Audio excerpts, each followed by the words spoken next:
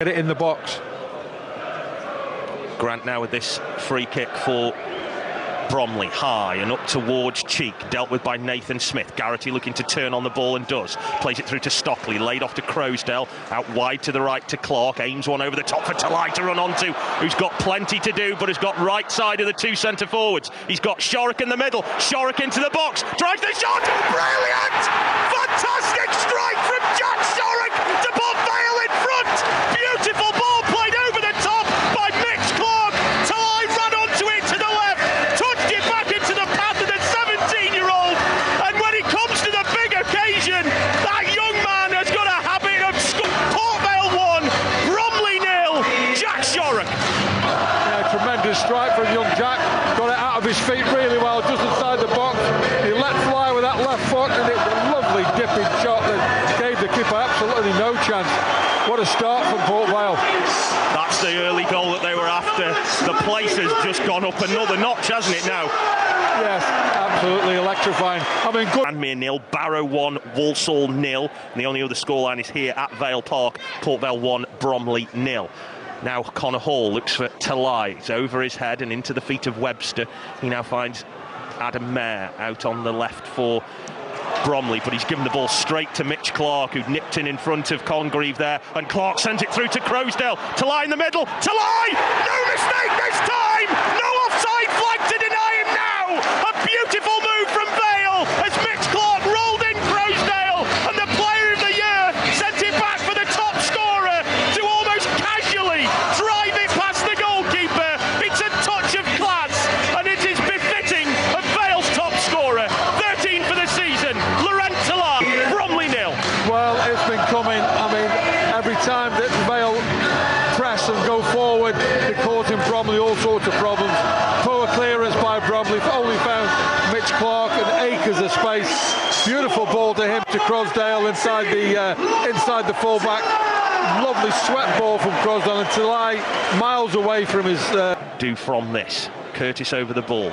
Right-footed in swing to try and test the goalkeeper. And the referee has still not allowed him to take the free kick yet, and Imre has been told to back up 10 yards. Finally the whistle goes. Curtis sticks it in.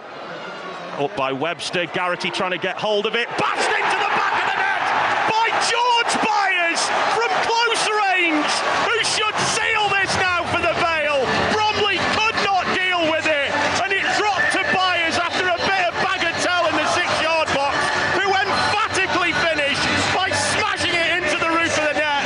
It doesn't get many, but when they do, they tend to count. Vale 3, Bromley 0.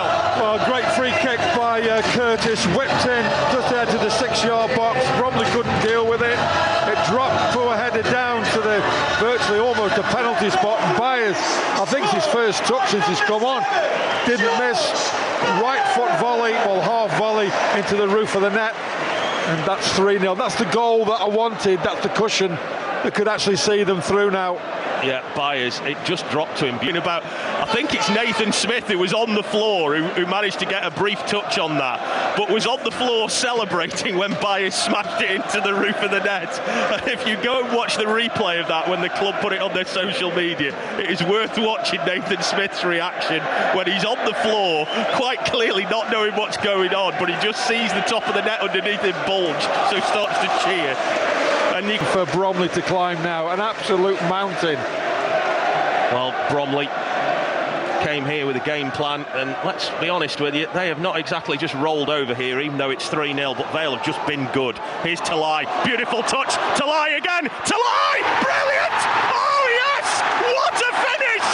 He is not to be denied today. You cannot stop this man. He just keeps scoring, cutting from the right, from the long ball, onto his left foot, saw the goal and said, thank you, I'll have another. Lorent Tolaj, Port Vale 4, Bromley 0. Well, they pulled it down, turned inside, got to the edge of the area, hit it with his left foot. Good strike from him. I thought it was poor goalkeeping, to be fair, Phil. The keeper was very low. It was very close to him. It's gone under him. You can't take away from the Tolaj's hit. Now you look at it again. The goalkeeper should have got a hand on that. Very poor goalkeeping, but Richards on the halfway line. He's got Curtis ahead of him. Amolu to his left. He finds Curtis, tries to stroke it through to Amolu on the left side, and he'll get hold of the ball. He'll drive it in for Croasdale! 5 for the Vale on a brilliant afternoon. Amolu's cross in towards the near post, and Bromley just gave up. And the player of the year ran in and said, "I'll make it 5," and did, with a deft little finish at the near post. And on a week when he swept the board in the Player of the Year awards, it is fitting that Ryan Crowe, the Player of the Year, maybe not the Player of the Match, but certainly putting the icing on the cake today. Port Vale 5, Bromley 0, Ryan Croasdale. Yeah, Amolu took the ball down the left wing. Webster, the big centre-back, the captain, didn't want to get close to him because he knew he'd do him for pace anyway. Amolu didn't have to take him on because he wasn't tight enough to him, and he stroked the ball across the whipped the ball across the 6-yard box, and Gambamba couldn't reach it. It's been far too comfortable for Port Vale. From Bromley's point of view, they must be bitterly disappointed the way that they've actually just folded like a pack of cards at 3-0. Well, we're not quite there. 93 minutes and 47 seconds of the 4 we are due to play. Not anybody is leaving. Lots of attendances over the years have been impacted by Vale fans leaving early.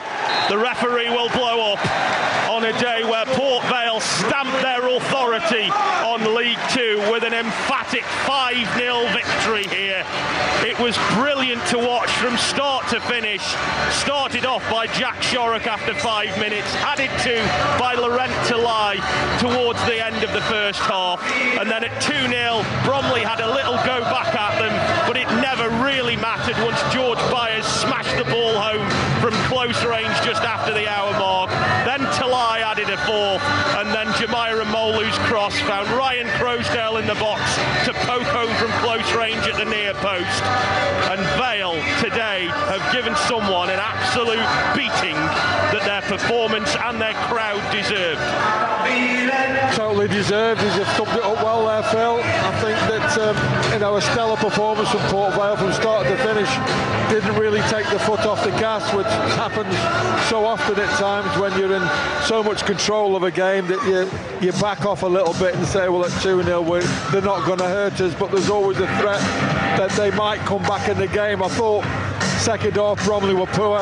First half I thought they might have a chance of getting back in it, but as soon as that third goal went in, their heads went, and really it was just one-way traffic. And at 4-0 the game was done completely, and at 5-0 they might as well have started the coach, because it was just totally domination from Port Vale. Top of the league, totally deserved, totally dominated Bromley. We march on to the next game now.